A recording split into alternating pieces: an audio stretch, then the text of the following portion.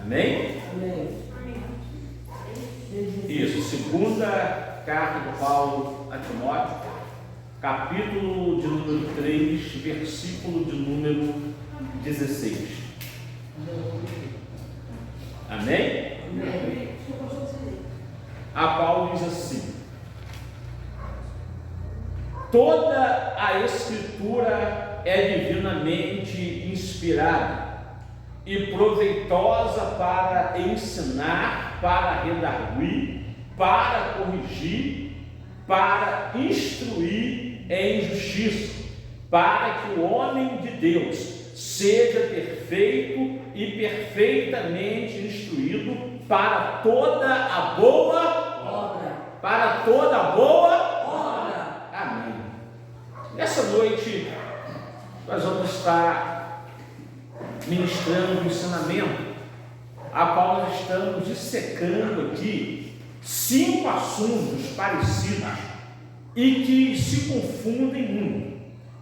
Então hoje o nosso método Lenses, qual será o nosso tema? Doutrina, usos, costumes, regimento interno, validade e Pecado. Então observe só que nós estamos falando de 5 assuntos que se misturam.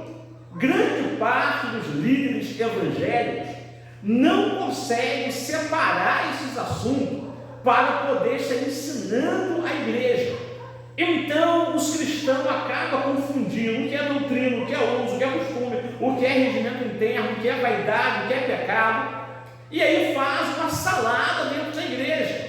Ou quando não, acabam agrupando tudo o mesmo assunto e pensa que, na verdade, são nomes diferentes, mas o resultado é o mesmo. São palavras diferenciadas, mas o significado é o mesmo, quando na verdade não é. Então nessa aula de hoje eu vou ser bem objetivo. Por quê? Essa aula de hoje é uma primeira aula de uma segunda aula que nós vamos dar. Então hoje é a primeira aula a qual nós vamos falar sobre doutrina, usos, costumes, regimento interno, vaidade e pecado. Então hoje eu vou estar aqui separando os assuntos, mas numa próxima aula eu vou estar ministrando, aí eu vou trazendo teor para vocês mesmo de cada um desses assuntos no que tange na aplicação dentro da igreja de Cristo.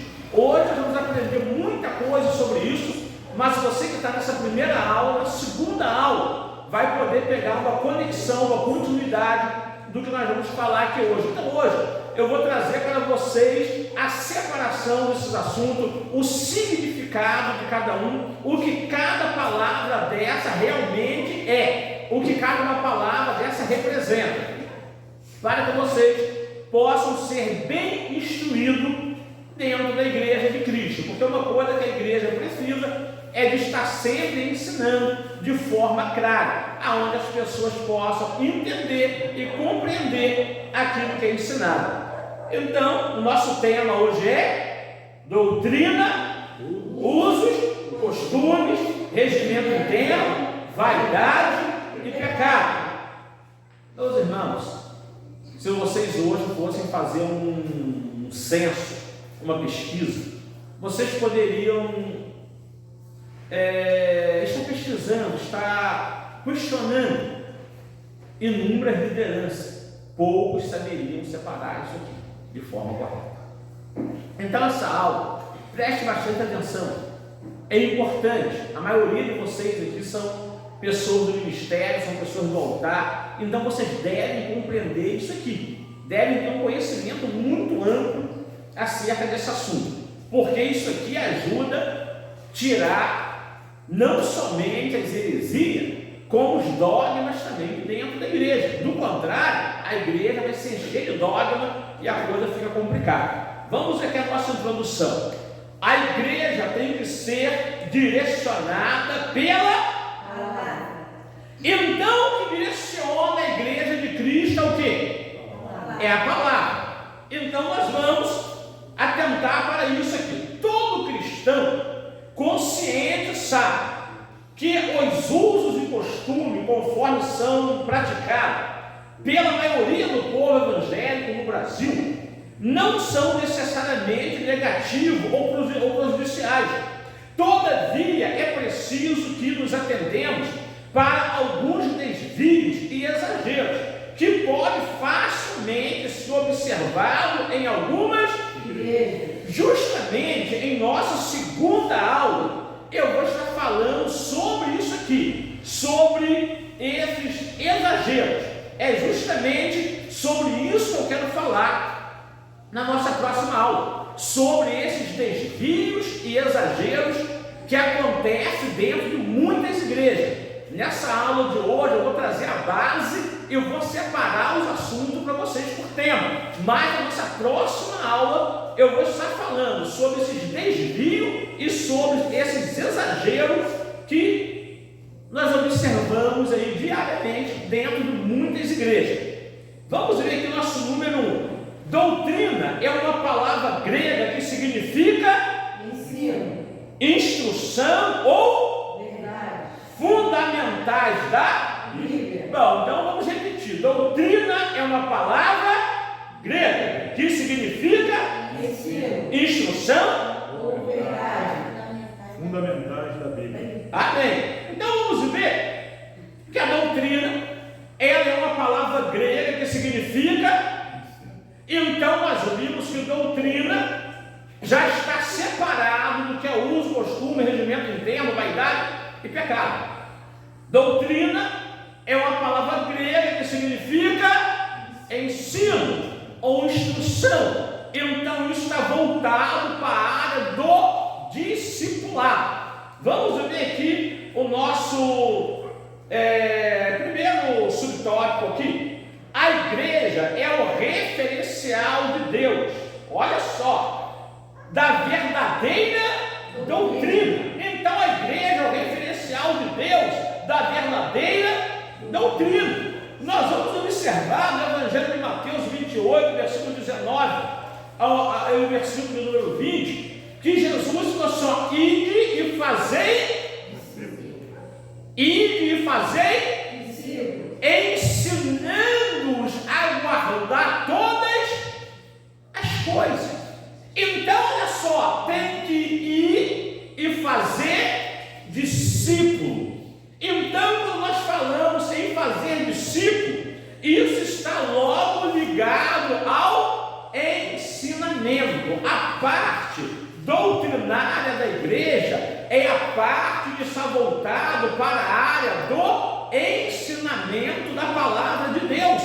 E o ministério terreno de Cristo, a maior parte dele foi ocupada com o ensino. Jesus foi chamado na Bíblia de Rabi, Rabone, Raboni, que significa mestre, meu bom mestre. Das 90 vezes que alguém chega a ele nos evangelhos, nós vimos que 60 vezes ele é chamado de mestre. Então, a maior parte do ministério terreno de Cristo estava justamente ocupado na área do ensino. Então ele estava doutrinando. Quando ele estava doutrinando, ele estava formando discípulos, homens que depois ele falou: olha, agora vocês vão ir por todo mundo e vão pregar o evangelho a toda criatura. Então ele estava preparando homens para o serviço do reino. Sabe por que hoje é difícil nós encontrarmos pessoas que têm coração de discípulo dentro da igreja? Dentro da igreja tem crente. Agora, cristão é uma outra história. Crente crê em alguma coisa, cristão é uma cópia autêntica de Cristo. Se esse cristão é uma cópia autêntica de Cristo, esse cristão não pulou etapa, esse cristão está dentro do padrão daquilo que é discipulado da igreja. Aí você vai olhar hoje para muitas pessoas dentro das igrejas que eles não são discípulos do anjo da igreja, não são discípulos do pastor da igreja, estão dentro da igreja para fazer o que quer, para fazer o que eles acham que é o certo, falar mal do que acha que é errado. Então nós observamos que isso aí não traz, não acrescenta. Então a igreja de Cristo ela tem perdido muito por causa de pessoas desqualificadas. A falta de qualificação para o serviço do reino tem sido trágica. E detalhe, o evangelho tem tido um prejuízo incalculável por causa de homens e mulheres despreparados. Aí Paulo fala para Timóteo assim, 2 Timóteo 2,15: procura apresentar-te a Deus como obreiro, mas não é um anjo do céu que vem falar isso para Timóteo, não. É o apóstolo Paulo que está ensinando para Timóteo: Timóteo, procura apresentar-te a Deus como obreiro aprovado, que não tem que se vergonhar e que maneja bem a palavra da verdade. Você vai ver 2 Timóteo 2,2, o apóstolo Paulo falando para Timóteo: Timóteo, o que você ouviste de mim, de muitas testemunhas, confia a homens fiéis, para que esses também transmitam a outros. Timóteo estava recebendo o ensinamento de Paulo. Era um homem que estava sendo discipulado por Paulo, era filho na fé de Paulo. Hoje você vai procurar o cristão e procura ver o DNA espiritual de quem ele é seu filho na fé. Como que é isso, meus irmãos? Então, doutrina está muito ligada à área do ensino, ou totalmente ligada. Letra A: o discípulo aprende a conhecer a sã doutrina. Por que sã doutrina? Porque o apóstolo Paulo diz que nos últimos tempos haveria doutrinas de demônio. Então nós temos que saber separar essas duas coisas. A doutrina de Cristo, o ensinamento bíblico, justamente é para brindar a igreja dessas doutrinas de demônio. Então, nós estamos falando aqui da sã doutrina, e Paulo faz a letra A. Vamos ver aqui, vamos observar a letra A. O discípulo aprende a conhecer a sã doutrina quando adquire as competências necessárias de... Meus irmãos, enquanto o discípulo não adquire competências necessárias de compreensão, esse discípulo está fadado ao fracasso. E por isso que existe a necessidade do ensino, porque o discípulo ele precisa adquirir as competências necessárias de compreensão. É Lucas 6,40. Então o discípulo ele não é maior do que o seu mestre, mas todo aquele que for perfeito será como o seu.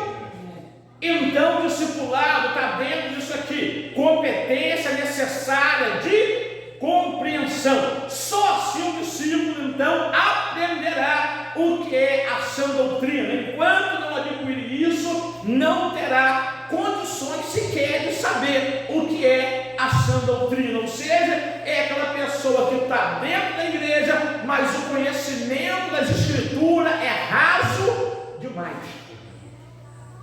Letra B: aprender a conhecer é o mesmo que aprender a aprender. Então, quando você aprende a conhecer, você está aprendendo a aprender. Então, o discípulo ele tem que aprender a aprender, porque quando você tem contato com o conhecimento novo, quando você tem contato com o conhecimento atualizado, quando você tem contato com aquilo que o seu mentor te instrui, você está aprendendo a aprender. E não é para ficar para você, é para ensinar isso aí para alguém depois. Sendo que hoje nós vimos muitas pessoas ensinando. E a pergunta que não quer calar: aprendeu com quem? Letra C: o discípulo constrói conhecimento enquanto o seu mestre libera a capacidade de autoaprendizagem do aluno. Então observe bem essa letra C: o discípulo constrói conhecimento enquanto o seu mestre libera a capacidade de autoaprendizagem do aluno. Então o aluno ele precisa de ser instruído por alguém. Vamos ver aqui o nosso segundo subtópico. Doutrina é a revelação da verdade, como se encontra nas... É aquela frase que nós sempre falamos: se está escrito na Bíblia, nós cremos. Se não está escrito na Bíblia,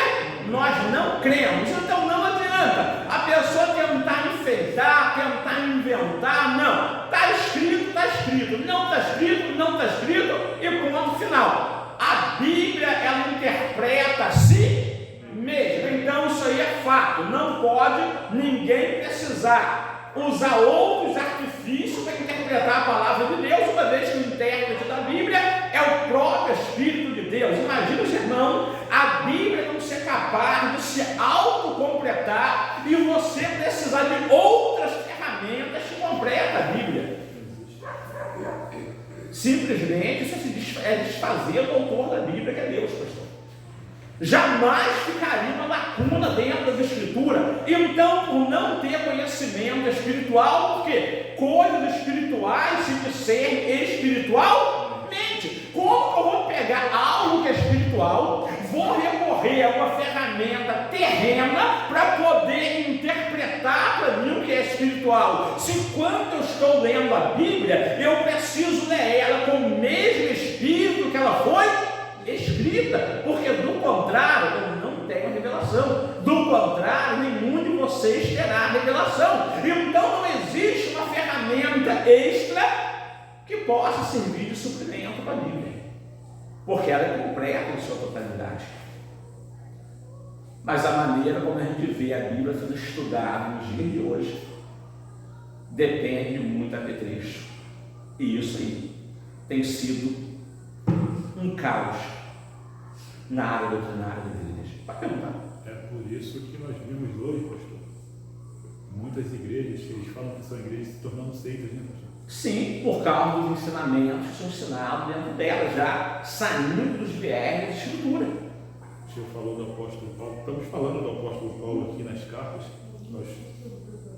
a Timóteo, e o próprio apóstolo Paulo, ele disse: vi um anjo do céu anunciar um outro evangelho que não seja esse que está na Bíblia, e tal seja anátema. Gálatas, versículo 9, seja mais do que amaldiçoado 3 vezes. Então não pode.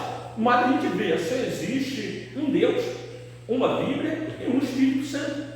Mas de igreja para igreja, os modos operantes de Deus mudam. A forma de interpretar a Bíblia muda. O olhar cristão muda. Então tudo isso revela algo para nós. A Bíblia diz que Deus é imutável, nele não há mudança nem sombra de variação. Como existe todas essas mudanças, justamente o que está acontecendo dentro das igrejas? Uma coisa chamada dogma. O que é dogma? Dogma é doutrinas de homens ou doutrinas do demônio. Então estão colocando dogmas dentro das igrejas, ou ensinamento de homem ou ensinamento de demônio. O ensinamento das Escrituras não se vigora mais. Eu poderia até abrir um leque aqui para vocês, mas é assunto para a próxima aula. Então, eu vou deixar essa parte dos desvios, do exagero, para a nossa próxima aula. Mas daria para a gente concatenar muita coisa aqui hoje, mas muita coisa mesmo. Mas aí, isso aqui é virar um super método, nem é questão de horário. Eu sei que vocês precisam ir para casa. Bom, então vamos estar analisando aqui, como lemos aqui, que a doutrina é a revelação da verdade, como se encontra nas Escrituras. Vamos ver aqui o nosso terceiro subtópico. A sã doutrina precisa ser ensinada. Meus irmãos, observem bem. Mas essa sã doutrina precisa ser ensinada a caráter de urgência. Mas é com muita urgência mesmo. Vamos observar aqui os 4 pilares da educação para desenvolvimento do ser humano são. Já vou aqui falar para vocês. Quando eu falo desses 4 pilares da educação, eu falo isso aqui para vocês com experiência. Eu falo isso aqui para vocês em uma trajetória, aonde eu não comecei ontem, eu não comecei há uma semana, aonde eu já venho nada mais, nada menos do que há quase 20 anos ministrando, ensinando, discipulando, e observo ao longo dessa trajetória que os pilares de uma educação cristã para formar um bom discipulado tem que estar dentro disso aqui. Número 1, o discípulo ele precisa isso aqui, aprender a conhecer. Se a pessoa não aprende a conhecer, não vai saber o que fala, vai delirar com as suas palavras. E quer ver uma coisa que é complexa demais, é triste, é você ver o pregador ou o ensinador cristão pregando algo que foge da realidade, ensinando algo que foge da realidade. Você não pode ficar abaixo do que a verdade está falando, mas você também não pode ir além da verdade. Então quem fica abaixo da verdade está deixando a desejar, e quem vai além da verdade já está mentindo. Então uns deixam a desejar e outros mentem. Por qual motivo? Porque não aprenderam a conhecer. E aí a gente vê que uns vão além, uns ficam para trás. Mas o aprendizado, conhecer, é um outro problema. Nós vamos ver lá em Esdras 7, versículo 10, quando a Bíblia diz que a primeira coisa que Esdras fez foi preparar o coração dele. Então primeiro ele prepara o seu coração, depois ele faz o que? Ele busca a lei do Senhor. Depois que ele busca, ele cumpre a lei do Senhor. Depois que ele cumpre, aí ele vai ensinar. Então primeiro prepara o coração, depois busca, depois cumpre, depois ensina. Então o discípulo tem que aprender a conhecer. E hoje nós observamos muito nesse século 21 que nós vemos muitas pessoas falando, mas sem conhecimento de causa, porque não aprenderam a conhecer. Número 2 é aprender a fazer, porque você tem que saber fazer o certo. Número 3, aprender a conviver. E número 4, aprender a ser. Quando você aprende a ser, aí aqui começa o que? A formação do indivíduo. Aqui, meus olhos, é coisa extraordinária. Isso aqui é assunto também para uma próxima aula. Vamos ver aqui o nosso quarto subtópico. A doutrina bíblica não é um subproduto de alguma cultura, ela é supracultural. Então entenda bem, a doutrina bíblica, ela não é produto de cultura alguma. Então não adianta alguém querer trazer uma cultura e colocar dentro da Bíblia. Não. A Bíblia, ela tem uma linguagem única e nós vamos vendo que ela não é produto de nenhuma cultura, porque nós vivemos num planeta que há uma diversidade de culturas muito grande. E por isso nosso tema, doutrina, usos, costumes, regimento interno, vaidade e pecado.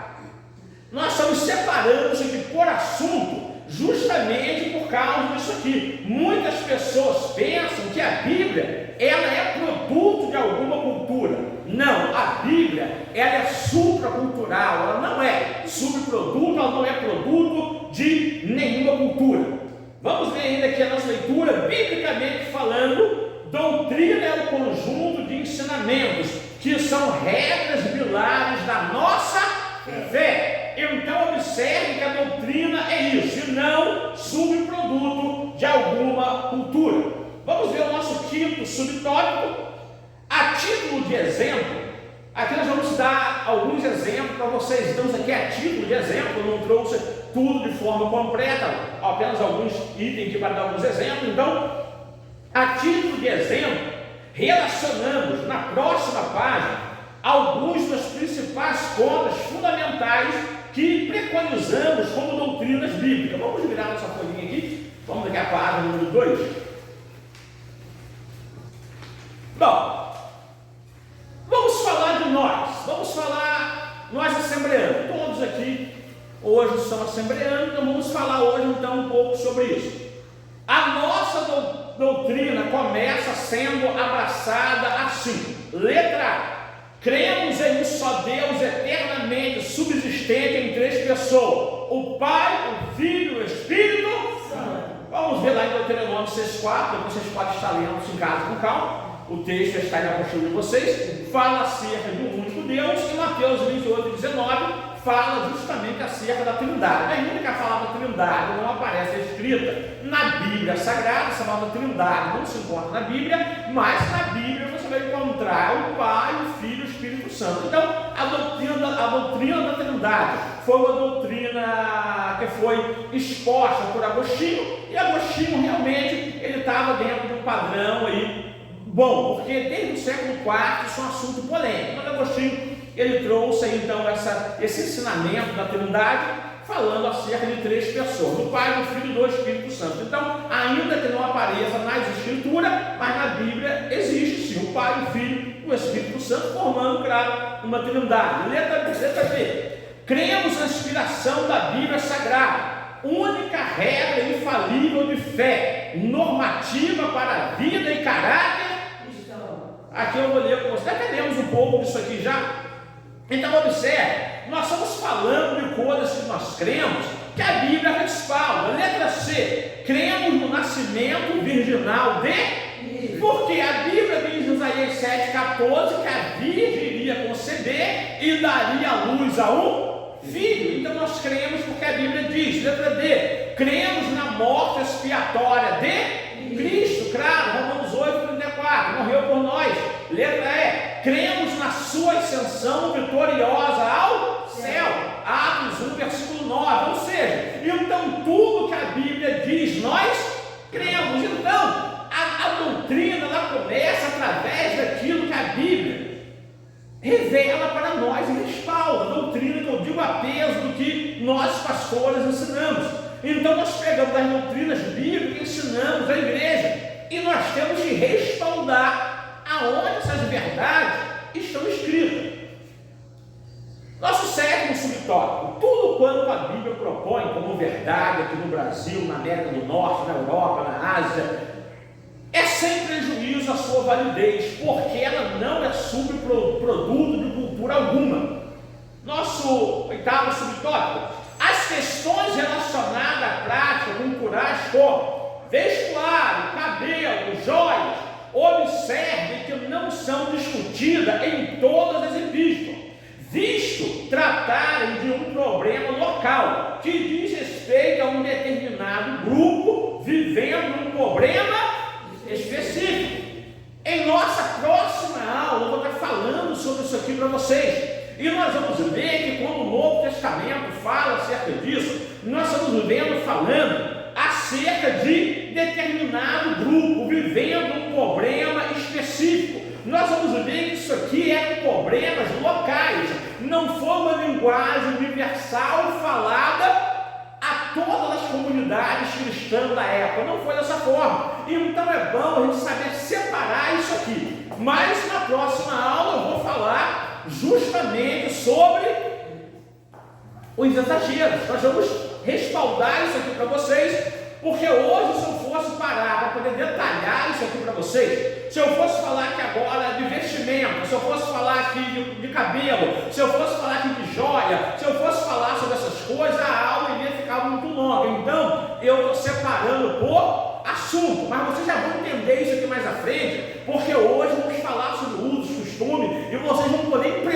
entender isso aqui. Na próxima aula, a mente de vocês estará aberta para poder compreender o que nós vamos estar falando. Mas hoje ainda vocês vão poder ouvir aqui, entender e compreender como é o funcionamento real disso aqui. Nosso 9º subtópico, portanto, concluímos que a doutrina bíblica é de maior importância e mais necessária que hábitos e costumes. Meus irmãos, hábitos e costumes aconteceu em algumas ocasiões.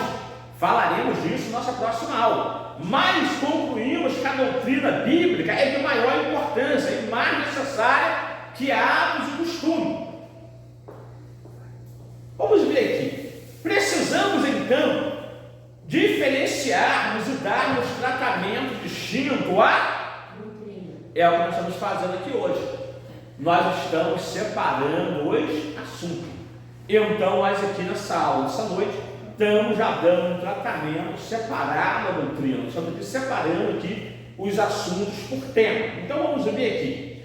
Como sendo de fundamental importância a salvação e elemento essencial para a fé cristã e útil ao viver. Olha a importância da doutrina. Coisa extraordinária. Ela é fundamental. Olha só, ela é de fundamental importância. A salvação e elemento essencial da fé cristã e útil ao viver. Então é muito necessário nós destacarmos a doutrina. Todas as epístolas tratam das questões essenciais da fé cristã, tais como amor, a fidelidade, a honestidade, a santidade, a paz e o caráter cristão. Então vamos entender que isso aqui para nós é o que as epístolas tratam no Novo Testamento. Isso aqui é essencial. Amor, fidelidade, honestidade, santidade, paz e caráter cristão. Esses valores independem da... Não importa de qual cultura a pessoa é, tem que se enquadrar em tudo isso. Então esses valores independem de cultura, tempo, espaço. Todo cristão, em todo lugar, em todo tempo, deve praticar essas virtudes. Agora, quando falamos da problema cultural, não é em todo lugar. Não é em toda época, não é em todo tempo. E é isso que nós estamos aqui fazendo, separando isso aqui por assunto. Isso aqui que nós estamos fazendo hoje, meus irmãos, tem que ter coragem para fazer isso. É difícil vocês ver algum líder cristão que ele quer separar isso aqui por assunto e colocar a igreja para poder estar aprendendo isso aqui, detalhando isso em parte. Por quê? Isso aqui é uma casa de marimbondo para muitas igrejas. Porque esses assuntos se misturam. Esses assuntos aqui já geraram polêmica em tantas igrejas que nós não temos nem como dimensionar isso. Vamos ver aqui. Então esses valores independem de cultura, tempo, espaço. Todo cristão em todo lugar, em todo tempo deve praticar essa virtude. Sem a evidência desses valores em sua caminhada até a vida de Cristo, de modo algum você será um cristão que herdará a vida, porque isso aqui independe de cultura, meus irmãos. Não tem nada a ver com a cultura da terra. Então a doutrina de Cristo, a doutrina bíblica não tem nada a ver com os costumes daqui. Tanto que a Bíblia vai trazer para nós que nós somos cidadãos da onde? Do céu. Então nós temos que se comportar como tais. A igreja significa que eclésia, um povo chamado para fora. A igreja é forasteira aqui. O nosso lugar de descanso não é? Então é por isso que nós temos uma linguagem diferente. É por isso que nós temos um pensamento diferente. É por isso que nós temos um humor diferente. É por isso que nós temos mansidão, nós temos paz, paciência, nós temos amor, nós estamos longando, porque os frutos do Espírito estão em nós. E alguém olha e pensa assim, bom, de repente, ser crente é ser bobo. Não. Ser crente é ser cheio do Espírito Santo. E quando você tem o Espírito de Deus, você tem os frutos do Espírito de Deus. E isso depende de cultura, seja qual cultura for. Todo cristão tem que ter o Espírito Santo. Então, sem a evidência desses valores de sua caminhada até a vida de Cristo, de modo algum você será um cristão que herdará a vida eterna. Então, tem muitos crentes, meus irmãos, que não herdarão a vida eterna, porque não estão de acordo com o que diz as Escrituras. E estar de acordo com o que diz as Escrituras é complexo, porque João 5,39, Cristo falou assim, olha, examinai as Escrituras, porque são elas que testificam de mim, e cuidei de ter nela a vida. Então tem que examinar as Escrituras. Vamos ver aqui agora o nosso segundo tópico. Vai estar falando sobre o uso. Vamos ver aqui, uso, costume e regimento interno. Vamos falar sobre o uso. Bom, a palavra uso quer dizer ato ou efeito de usar, moda, emprego de qualquer coisa, aplicação, etc. O uso passa, muda e se transforma, sofrendo diretamente influência do tempo e a pressão das... Havia um tempo, não vou me aprofundar também, vou te nossa segunda aula, que os homens usavam os cabelão em cima, assim, raspava tudo do lado, era calça boca larga, era anos 80, os homens andavam tudo de blusa, de botão, era um outro tempo. Havia um tempo que os homens andavam com chapéu na cabeça, uma bengalinha na mão, um ternozinho. Hoje você não vê mais isso, você não fala que é a nível de Brasil, então estamos de outra cultura, não, estamos falando a nível de Brasil. Se vocês pegarem a cultura aí dos anos 70, 80, 90, vocês vão ver que a cultura ela vem mudando, então os usos vieram mudando.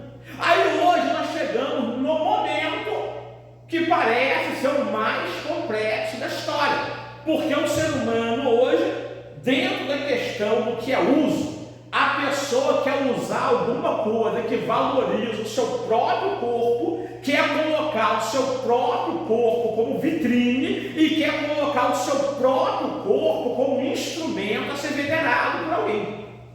Então hoje é a exposição do corpo. Então hoje você vai parar para observar que o uso hoje, em questão de vestimenta, está voltado para a exposição do corpo.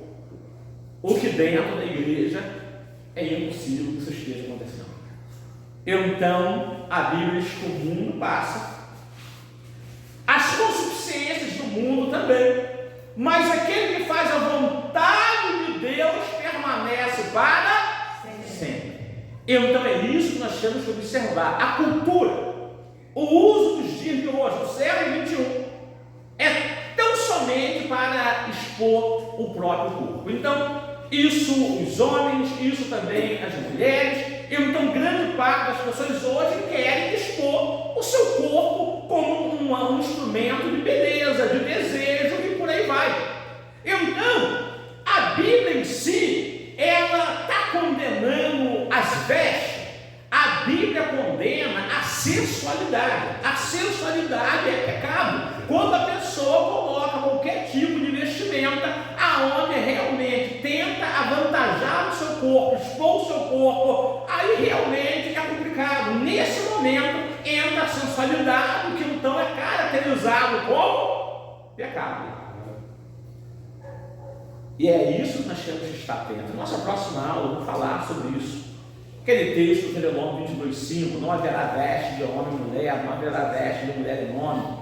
Não é como muitos interpretam, aquilo lá é uma outra realidade, que falava de um culto a uma deusa pagã chamada Diana, onde eram praticados alguns rituais para as mulheres que não podiam ter filho, queriam gerar filho, e então eles iam para aquele templo, e chegando lá as mulheres tinham então que botar a roupa dos homens, os homens a de mulheres, e eles tinham que se relacionar entre eles ali, naquele ritual, em busca de fertilidade. Aí o Senhor falou, aqui não, entre os filhos de Israel, então o homem não botará roupa de mulher, e a mulher não botará roupa de... Porque isso aí era uma grande abominação, porque era uma adoração buscando fertilidade, aonde os gêneros ali realmente invertiam suas posições. Então, justamente era sobre isso que a Bíblia estava falando. Hoje você vai olhar, por exemplo, uma mulher vestindo uma calça comprida. Mas a calça comprida que uma mulher veste não é calça comprida de homem, é uma calça comprida de mulher. Você vestiria, por exemplo, que é homem, uma calça comprida, só vestir uma calça comprida de mulher? Não. Em momento algum, uma mulher vestir uma calça comprida de um homem para sair na rua? Claro que não. Então não teria lógica nenhuma. As roupas são diferenciadas. Existem roupas femininas e roupas. Pode ter saia causando sensualidade e pode ter calça que não está causando sensualidade. Pode ter calça causando sensualidade, pode ter saia que não esteja causando. Então o problema da roupa está justamente na sensualidade. É onde o ser humano tem que ter uma coisa, nós vamos ver logo aqui à frente, chamado ética. E isso está dentro do nosso contexto. Eu não vou aprofundar isso aqui hoje, mas porque isso também é assunto para a próxima aula. Só explicando um pouquinho para vocês. Então, uso é isso aqui. Vamos um pouquinho mais adiante. Vamos agora falar sobre costumes. O que é costume? Prática habitual, modus vivendi, modo de viver, a maneira geral de se observar uma, no grego, ética, derivou da palavra moderna ética, que é a ciência da moral, que estuda os costumes, o caráter e a maneira de ser de um. Então, o costume está ligado à ética, está ligado ao comportamento, está voltado à maneira que algum grupo de pessoas tem que viver. E então, esses costumes tornam-se um padrão ético. Isso aqui é bastante profundo também. Por isso eu vou deixar para a próxima aula. A gente vai ficar agarrado nesses assuntos aqui. Hoje, nós vamos sair daqui hoje. A gente vai ficar agarrado nisso aqui. Mas é na próxima aula a gente vai parar só para se aprofundar dentro disso aqui. Então, vamos entender bem isso aqui. Então, costume é prática habitual, modo de viver, modo de viver, a maneira geral de se observar uma verdade. No grego é ética, derivou-se da palavra moderna ética, que é a ciência da moral, que estuda os costumes, o caráter e a maneira de ser de um povo. E isso entra dentro de muitas igrejas, tá? E olha que isso aqui não é doutrina, não, tá? Nós estamos falando de costume. O costume não se altera, conserva-se, permanece, está ligado à existência de um povo. Por isso nós temos que ter cuidado para mexer no costume de alguém. Costume é uma coisa que vem de raiz. Compreende isso? Costume é algo complexo. Por isso que no Novo Testamento nós vamos ver nas epístolas alguns assuntos acerca de costume ser tratado, mas era tratado como assunto local. Ou seja, há determinados lugares que nós vamos observar isso aqui. Existe um costume que está ligado à existência de um povo. Se esse costume não é antibíblico e não é contrário ao que a Bíblia diz, sem problema. Se esse costume ele fere as escrituras, ele tem que ser banido. Mas se esse costume não fere, ele pode ser mantido. Mas eu vou explicar isso para vocês melhor na nossa próxima aula. Então, os costumes, eles não são ruins. Apenas aqueles que ferem as escrituras. E esses não podem vigorar. Porque a palavra de Deus ela é martelo que esmiuça a pedra, que dirá cultura. Agora, se a cultura não está ofendendo as escrituras, não está atrapalhando a salvação de ninguém, sem problema algum. Então vamos ver aqui. Costume não se altera, conserva-se, permanece, está ligado à existência de um povo, atrelado à tradição e à maneira singular de ser desse povo. Enquanto existe o povo, a nação, no grupo também deve existir o costume. E aí, meus irmãos? Sempre haverá costume. Então não pense você que o costume é ruim. Costume, ele vem de dentro de uma ética. Se essa ética ela é boa, se essa ética é coerente, não há problema. Vamos ver aqui. O apóstolo Paulo falou sobre isso, mas vamos deixar na próxima aula também para a gente ganhar um pouquinho de tempo também. Aquelas horas não espera a gente não. Vamos ver aqui, olha só, na sua maioria tem aplicação local, como eu falei, limitada ao entendimento e compreensão particular de determinado grupo ou povo. Então você vai chegar em alguns lugares que você vai encontrar uma cultura. Mas se essa cultura ela vem de um padrão ético, como eu já falei para vocês, que não entra em contradição com as escrituras sagradas, não tem que remover isso. Deixa as pessoas dentro da sua cultura que ele já tem. Cultura só deve ser mexida, só deve ser realmente abolida quando ela fere o ensinamento. Não sendo assim, não mexa com isso. Então vimos que o uso é uma coisa que passa, costumes é uma coisa que tem raiz. Quer ver um exemplo? Tem família que tem costume, e a tradição de família.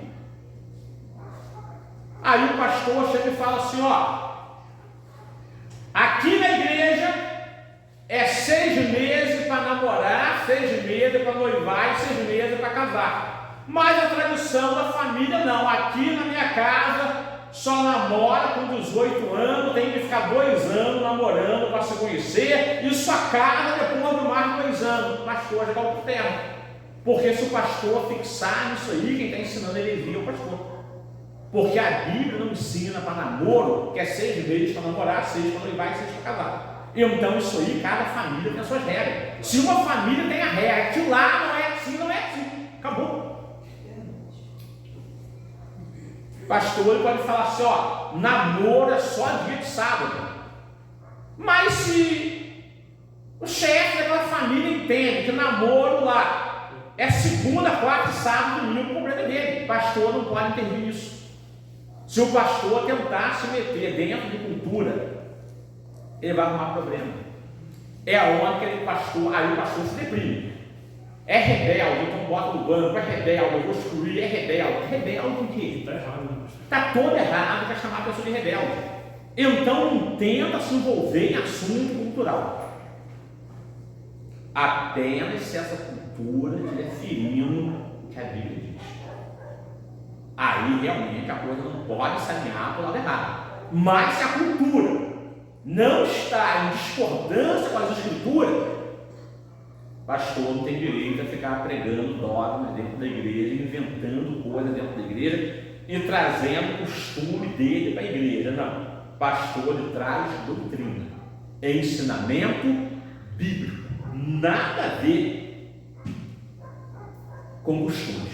Eu ia até nessa noite falar com um pouco aqui, mas eu vou deixar na nossa próxima aula também, que nosso tempo realmente está um pouquinho escasso hoje aqui. Então, vamos ver aqui então que na sua maioria isso tem aplicação local, limitada ao entendimento e à compreensão particular de um determinado grupo ou povo. Então, uso passa, costume tem raiz. E quando tenta mexer em coisa que tem raiz, é complicado. Então, observe bem: se a raiz for boa, abençoa; se não for boa, desfaça. Vamos ver aqui agora o regimento interno. Regimento, do latim, regimento, ato ou efeito de reger, de dirigir, regime, normas impostas ou consentidas, disciplina, mais uma vez regime. Eu vou explicar isso para vocês. Ou seja, o regimento interno pode vir como normas impostas, isso aqui é o problema, ou consentidas. Então, o regimento interno é usado no Poder Executivo, no Judiciário, no Legislativo, é usado dentro das empresas e por aí vai. Então, os pastores acabaram adotando também um regimento interno, chamado de RI, dentro das igrejas também, para poder melhorar a funcionalidade da igreja como departamento terreno, como pessoas que se ajustaram ao mesmo propósito. Então, as normas de um regimento interno de uma igreja pode ser por imposição? Não. Jamais isso deve ser feito por imposição. É por isso que esse assunto aqui, falando de nós, ele é a última pauta do regimento interno da igreja onde nós servimos ao Senhor. E esse assunto está lá no regimento interno escrito da igreja onde nós servimos ao Senhor, que seria discutido futuramente. E olha que se passaram muitos anos. Voltamos agora a falar nesse assunto, porque justamente no mês de janeiro vamos fazer uma reforma estatutária dentro do regimento interno. Mas aí, isso é o pastor que faz? Não, é o ministério quem faz. É por isso que tem que ter votação. Pessoas bem esclarecidas, pessoas que entendem do assunto para falar sobre o assunto. Não adianta um ou dois ou três falar sobre o assunto, o restante não saber sobre o assunto e ficar uma coisa desencontrada. E se é uma votação baseada em opinião, aí realmente seria complicado. Nós estaríamos indo aonde? Ao tribunal do júri. Quando uma pessoa vai a júri popular, a pessoa é julgada por alguém. Então separam-se lá pessoas do povo, por isso júri popular, para poder julgar aquela causa. Mas nenhuma daquelas pessoas que faz parte do júri entende do assunto. Eles vão parar ali, vai ver o promotor falar, vai ver o advogado falar. Por isso que as pessoas apelam para o júri popular, para gerar comoção nas pessoas. E aí justamente as pessoas votam de acordo com o que eles acham melhor, com o seu sentimento, Quem convenceu a mim mais foi o promotor acusando, o advogado defendendo. E quem me convenceu é o voto de acordo com quem fez o melhor discurso. Então, se uma reunião de ministério, ela vai a nível de pessoas que não têm conhecimento de causa, vai ser mais ou menos isso no júri popular. Mas foi ajustado, vai valer, claro que vai. Agora é diferente você ver um colegiado de juízes parar, sentar para julgar uma certa causa. Todo mundo ali estudou, todo mundo conhece do assunto, todo mundo entende daquilo ali. É uma outra história. Então esses aí conseguem falar sobre ele. É uma outra questão. Por isso que ter conhecimento de causa é sempre bom. Então o regimento interno ele é um pouquinho complexo também, mas nunca deve ser sob imposição. Deve ser com sentido.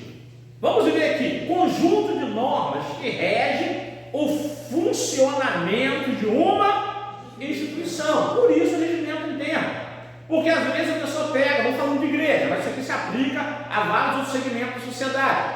Se o leitor comum, o membro da igreja, for pegar a Bíblia Sagrada, ler ela toda, compreender ela toda, separar a Bíblia por assunto, até conseguir compreender um pouco, antes foi-se embora. Então, quando você pega um regimento interno, a pessoa se debruça sobre aquele assunto, pega a Bíblia, vê se é de acordo ou não, analisa os fatos, é muito mais fácil. Então, o regimento interno ajuda a dar uma identidade melhor à igreja, para que os membros da igreja compreendam melhor o funcionamento da igreja. Sem entender isso, foge-se um pouco das suas diretrizes. Então, por isso a necessidade.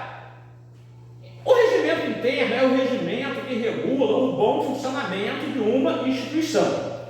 Então, para isso serve o regimento interno, para regular o bom funcionamento de uma instituição. Então, a gente vai, daqui a algum tempo, estar debruçando sobre o nosso regimento interno e ampliando um pouco mais esse assunto que estamos falando aqui hoje.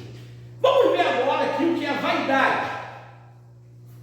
As pessoas pensam que vaidade é pecado, tá? Vaidade também ele dá luz a todos os pecados, fato. Mas vamos entender como que a vaidade funciona. É diferente do que muitos pensam. Então alguém vê alguém usando uma certa vestimenta, uma coisa ou outra, a pessoa é vaidosa, ela é vaidoso. Mas vaidade é isso. Vamos entender o que é vaidade. Às vezes até você se arruma bem, alguém diz que você é vaidoso, vaidosa. Às vezes um pouco de cuidado com você, alguém diz que é vaidade. Então você acaba sendo julgado por uma coisa que a Bíblia não diz. O nome é uma coisa, significa uma coisa, mas pensa em outra coisa, interpreta outra coisa, joga isso em você. E aí, eu já vi membro em algumas igrejas aí ser disciplinado por causa de vaidade. Mas como nós não pertencemos naquele grupo, não podemos opinar. Mas a gente observa. Eu já cheguei em lugares de encontrar reunião do ministério acontecendo, não sabia que tinha reunião, dia de culto, e me ausentar. E eles falaram, não, pode ficar aí para assistir a reunião. Na época, até, na grande parte do dia, isso era evangelista, que eu fazia muito trabalho no campo, assim, visitando igreja, para poder estar interagindo em alguns assuntos.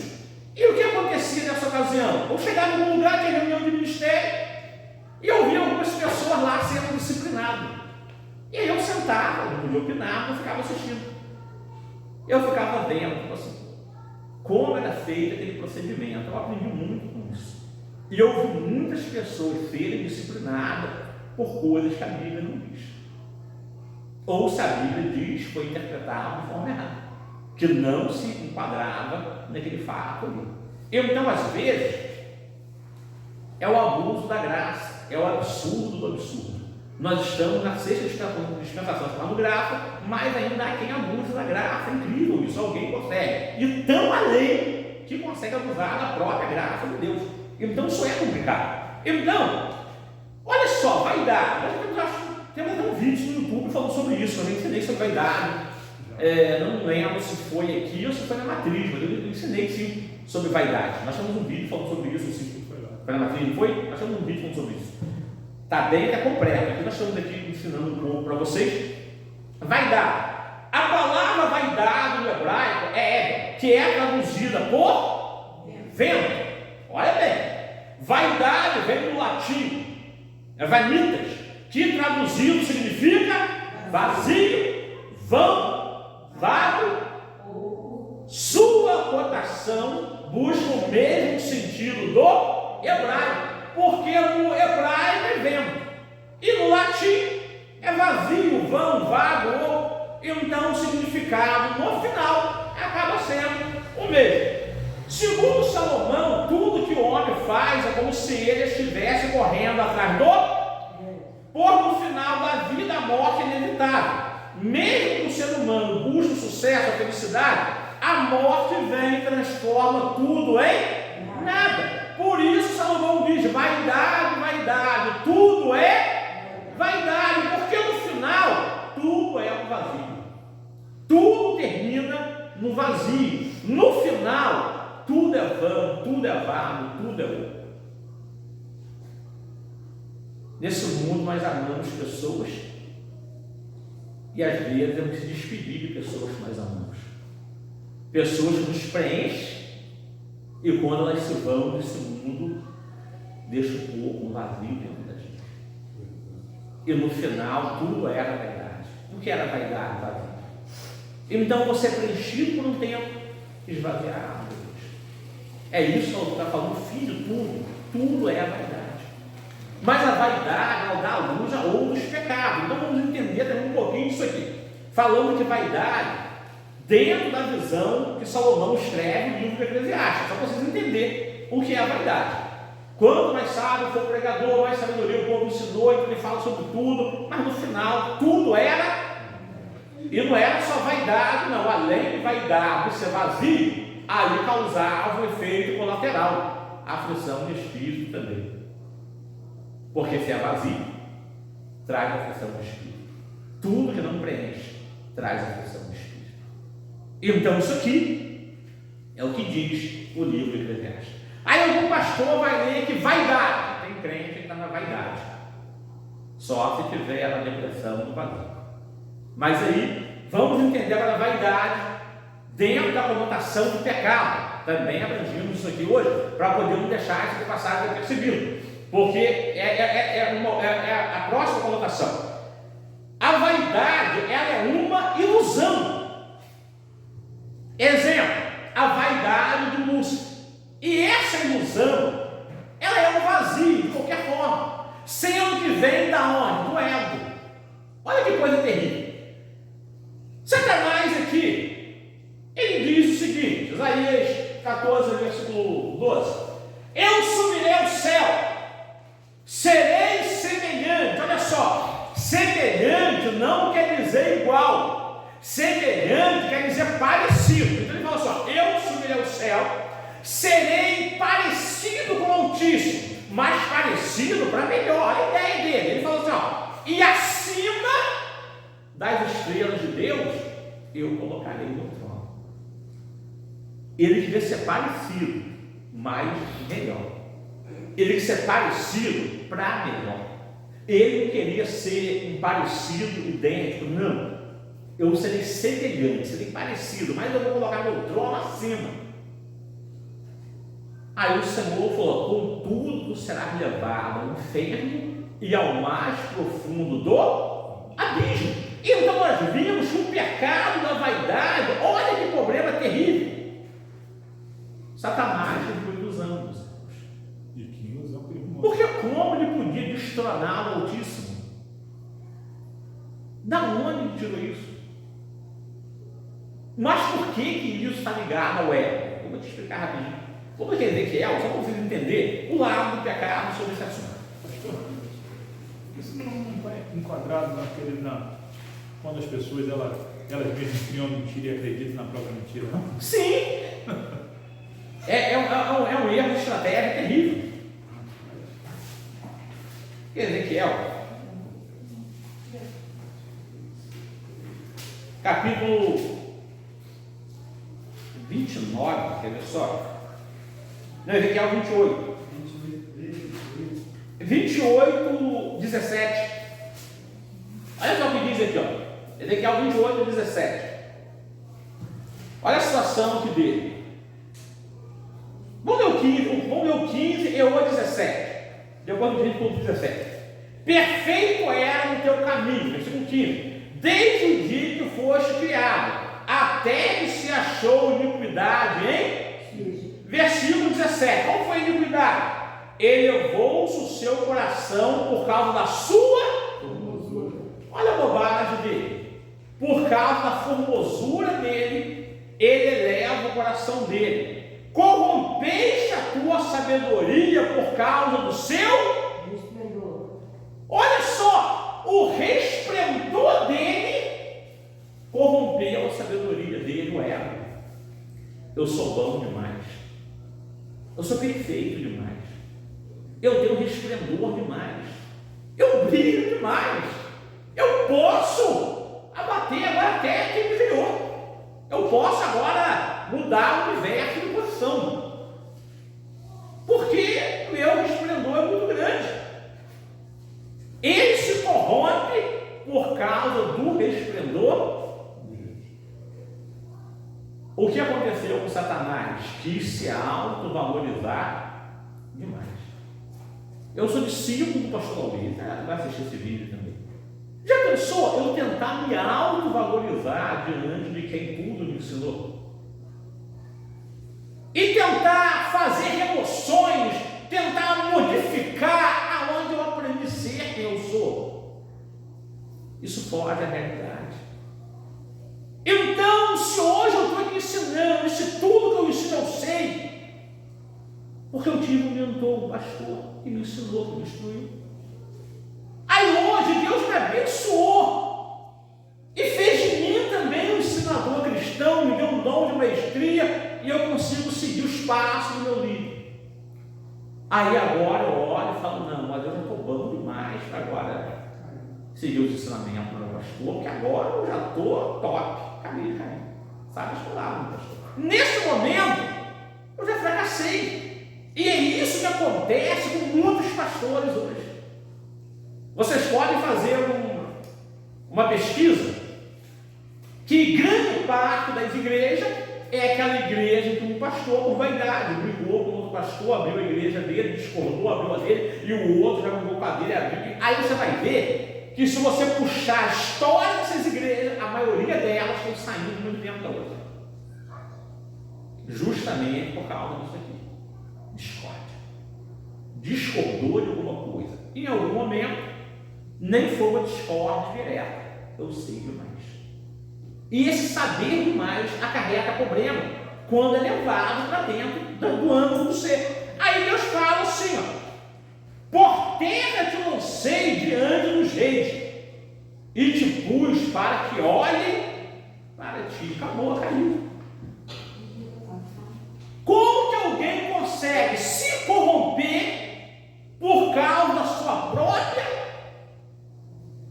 do seu próprio esplendor? Ou seja, tinha sabedoria demais, mas corrompe a sua sabedoria por causa do seu esplendor. Então, às vezes, muitas pessoas fazem isso, se corrompem. Então, a vaidade está muito entrelaçada também ao pecado de Lúcifer. Ou seja, quando Deus cria os seus exércitos, quando Deus cria o ser humano, a sua criação, Deus criou tudo no plural, nós. E o eu ficou sendo quem? Somente Deus. Ele sempre foi eu sou. Então o eu ficou para ele. Quando Satanás fala assim, ó, ele sai agora do plural, ele quebra os princípios da criação. Então o princípio da criação foi nós. O próprio Deus foi só façando os homens. Estava tudo indo no plural. A criação foi criada no plural. A palavra Elohim, Gênesis 1, no original no hebraico, é Elohim, Eleshibara Elohim. Significa que no princípio criou Deus do nada. Mas essa palavra Elohim é o nome de Deus no plural. Elohim é isso, é o nome de Deus no plural. E Deus veio façamos o homem no plural. Então a natureza da criação foi no plural. Vem Satanás agora e fala, eu. Ele quebra o princípio da criação, ao qual ele mesmo foi criado. Quando ele fala, eu subirei, o eu tornou ele dele tão pesado que ele caiu. Enquanto era nós, ele tinha defesa. Mas quando ele se destacou dos demais anjos e falou, agora é eu, ele se tornou pesado. Aí Jesus falou que viu ele caminho do céu de forma de raio, despegou, justamente porque ele quebra o princípio da criação, se tornando pesado. Então, vaidade não está entrelaçado na questão de usos e costumes, mas pode, claro, acarretar pecados semelhantes, mas diretamente não está ligado a isso, mas consegue gerar isso também, isso é fato. Mas voltando lá em Eclesiastes, a visão já promove vazio. Então, vamos ver que a vaidade está ligada ao orgulho e ao ego. Isso também fica bem claro para nós. Então, está bem explicado. Vamos ver aqui agora o que é pecado. Pecado no grego é a marca, que significa errar o alvo. Esse é um assunto que eu vou ter que falar depois numa terceira aula. Nem a nossa segunda vai dar, porque, biblicamente falando, existe 370 classes de pecado. Então, se nós formos parar para poder ensinar detalhadamente isso aqui, nós precisamos de algumas aulas, porque são 370 classes de pecado. Então, por mais que a gente nem se aprofunde, a gente só lixe apenas para passar uma listagem. Nós dependeríamos pelo menos de uma aula, só para não é nem para a gente poder ensinar, é para a gente listar e passar listagem para vocês de todas essas classes de pecado. Aí nós vamos aprender muito mesmo sobre o que é pecado. A gente consegue distinguir muita coisa, mas em suma, pecado é errar o alvo. Vamos ver que a letra A, pecado são as obras da carne. Está lá em Gálatas 5, versículo 22. Pecado é insubmissão à palavra de Deus. Está lá em Romanos 1, 18 ao 25, Romanos 8, versículo 7. Pecado é inimizade contra Deus. Está lá em Romanos 5, do 8 ao 10 e Colossenses 1, 21. Letra D, pecado é desobediência a Deus. Romanos 11, 32, Gálatas 3, 22, Efésios 2, 2 e Efésios 5, versículo 6. Letra E, pecado é submeter-se à vontade do João 8, 44. O que Cristo fala? Vós tendes por pai o e querem satisfazer o desejo do vosso pai. Então as pessoas acabam se submetendo à vontade do diabo, o qual é um homicida desde o princípio, não há verdade nele, e com certeza aí o primeiro pecado se originou no coração de quem? Do diabo. Primeiro pecado se originou no coração de Lúcifer. E qual foi o primeiro pecado que se originou dentro dele? O orgulho, o ego. Agora, para a gente finalizar, o que é prepotência? Pré-potência. Pré-potência. O que é um prepotente? É uma pessoa que quer ser antes do tempo. Ainda não é, mas quer ser. Agora, no caso de Lúcifer, quando ele seria Deus? Nunca. Então, tem coisas que eu e você sempre seremos o pré, que vai quietinho. Não adianta ter ego, orgulho, altivez, brigar, porque não é para nós. Não é verdade? Não tem coisa que é para Deus, é de Deus, ele dá quem quer, faz como ele quer, e não é, não cabe a nós questionar isso aí. Mas o ser humano, por não querer, entra por caminhos desoladores. Aí a gente vai ver tantos exemplos na Bíblia, que as horas realmente é pouca para a gente, mas temos tantos pecados sendo cometidos dentro das Escrituras Sagradas, por pessoas que não conseguiram dimensionar a maneira de Deus agir. Então, ter um conhecimento acerca de pecado também é bem interessante. Mas vamos falar disso mais para frente. Então, hoje a nossa aula ficou dentro disso aqui, meus irmãos. Então, nós separamos por assunto aqui o que é doutrina, o que é uso, o que é costume, o que é regimento interno, o que é vaidade, o que é pecado. Creio eu que ficou bem explicado. Creio eu que deu para entender, bem entendido, e daqui para frente vocês não mais se confundirão com esses assuntos. Então, terão clareza e maestria para poder estar ensinando e falando isso aqui